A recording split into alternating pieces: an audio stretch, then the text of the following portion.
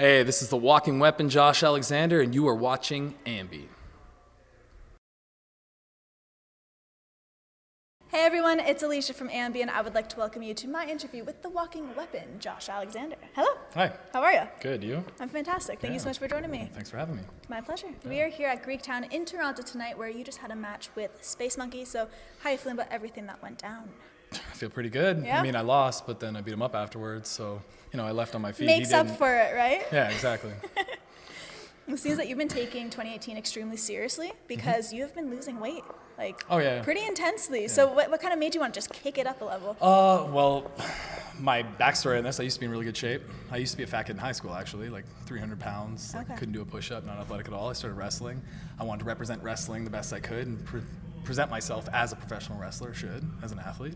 So, 10 years of hard work, got in good shape, ended up breaking my neck.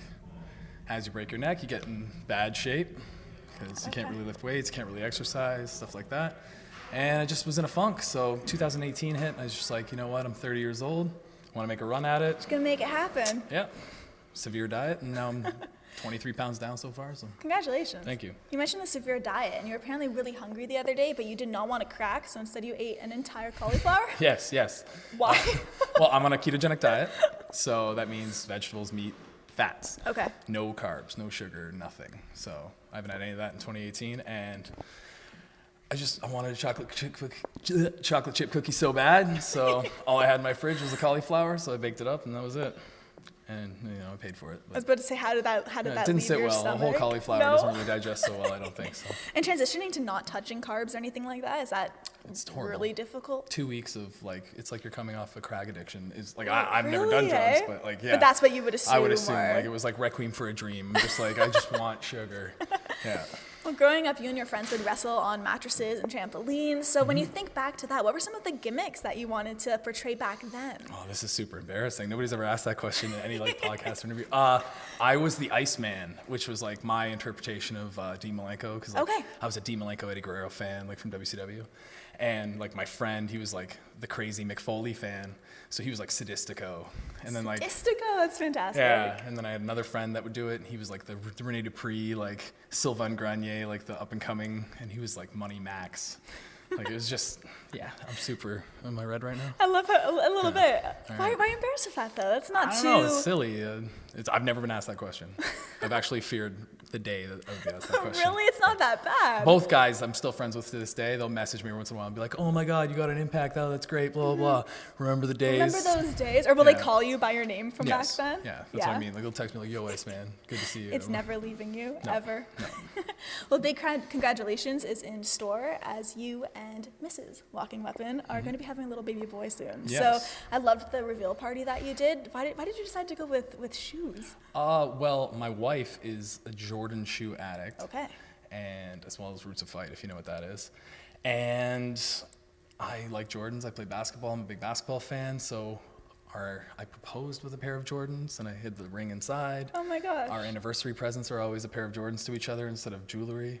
So it just made sense for the baby. Oh my gosh. Yeah, do the reveal shoes. Oh, I loved the video because it was just such a genuine reaction too. Another boy in the family, right? Yeah, she's picture and video crazy, so she catches me in all these non-walking weapon moments, right? Yes, exactly. How big's the shoe collection now? For me, I'm 6 pairs because they're $300 a piece, but it's 25. 25 pairs? Something ridiculous. Oh my gosh. Yeah, I'm probably downplaying it a little bit. Yeah. Is there anything else you collect? No, I'm not a big collector of anything actually. Okay. Yeah. Yeah. Sorry. Don't apologize. Yeah, I love the shrug there. I collect nothing. You collect nothing. Mm-hmm. Well, I introduced you as the Walking Weapon, which is a pretty badass nickname to go by. Yep. When you first coined that, though? The first time someone called you it, or you decided to go with it? Have you interviewed Ethan Page? Yep. No, not yet. Not yet? I say yep because I was supposed to have him on 3 different times, and our paths haven't crossed. Yeah, he's super busy. Yeah. Haven't had him on yet. Well, he's my best friend, my tag team partner. Blah, blah, blah. We came up together, and he's the creative genius behind everything character-wise that goes on with me. So he looked at me one day, and he said, when I look at you, you come out, you wrestle anybody. I don't care who it is, the best in the world. like some brand new student, you'll just 20 minutes with them, no problem.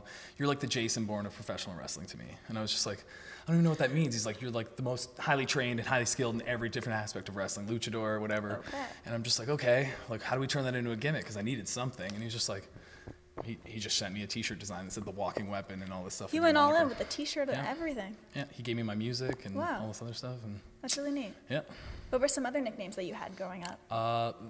My trainer had given me the Ronin, which is like a, I don't even know how to explain. It's like a warrior on his own. It's like a samurai thing that he doesn't have like he doesn't come from a town of samurais or whatever. Okay. But like it didn't really fit with me. Like he wanted me to come out with a gi and all this other stuff. And I felt awkward. It wasn't me. So the walking weapon kind of stuck better. You just were able to embrace it right away and it just stuck? Yeah. Okay. Well, I have a tweet from you here that I'd love to hear more about because I've witnessed this quite a few times. Oh, your face right away was like, uh-oh. I have tweet delete like every 2 weeks right now. Do you really? You just go through and you're like, nope, shouldn't have done that. Yeah, exactly. Well, we'll see if this one is still up or not. But it was, wrestling has changed. The most important thing now is being a good human being. A little integrity goes a long way. Scumbags are being pushed out. If not, hashtag pro wrestling karma. I love that. Yes. Could you just tell me a little bit more about why you decided to send that out? Oh, well, I don't like calling people out individually online. I'd rather talk to them in person. And I had an incident where a promoter who doesn't pay anyone that wrestles on his show that kind of puts their body on the line, because every single professional wrestler that steps in the ring has some risk involved. And they could lose their life, they could injure themselves and whatever. I took exception to him wanting to book me and have someone else pay me, even though he's making thousands of dollars off his show. And yeah, I just thought what he was doing was a very, like, we use the word carny, which is like the old school wrestling, like you try to take advantage of everything you can and get all the money you can, and I just don't accept that anymore. Because I've met people like Ricky Shane Page and Matt Cross and Pete Dunne, like they're some of my best friends in wrestling, like maybe not Pete Dunne, I just know him pretty well now, and he's just like a genuine human being for all his success, and I just think that that's like taking over professional wrestling. I'm really happy about it. So like guys like us need to carry that forward and push the other guys out. Absolutely. Yeah. When I read that, I just thought of those people that you mentioned. I'm like, they're all such kind-hearted and sweet people. Yeah. I mean, that's the direction it needs to go. Yeah, well, like they say never meet your heroes, and I've met some like guys that were my heroes where I'm just like, oh man, I'm so disappointed that you just couldn't take 5 seconds to be like just pay attention and be like, hi, genuinely, like you just brushed me off. And then you meet guys like Ricochet, who's like the best wrestler in the world, and like I went out to Denny's with him, and he was just like the most genuine dude for like 2 hours, and like same with Matt Cross and all those guys. But yeah, it's amazing. Yeah. One thing I wanted to talk to you about is your tattoos, because you have some really cool ones. I was wondering, what is the last one that you got? The last one, I actually got this filled in. It's just some like, I have stained glass in my arm, and this is kind of like broken stained glass coming down through like a galaxy with a key. Okay. And the key, my wife has a locket on her arm. Very and this sweet. is the key for her heart, so. Aw. I'm not breaking down, I was going to say, we are breaking down the walking weapon. Oh, my gimmick is dead. Yeah. What about the first one you ever got? My first one I ever got, I have a bear on my shoulder. Okay. And my grandfather's nickname was Bear. Oh. He owned a hunt camp, and he was part of like a group for hunting, and everyone called him Bear. Okay. So he passed away, and he meant a great deal to me. So put the bear on my shoulder, and yeah, carry it forward. Oh, it's beautiful. Yeah. Thank you. Well, here on AMBY, we not only interview wrestlers, but also musicians. So on the music front, if you could have any band play you down the ramp into the ring, which band would that be? Ooh, that's a tough one.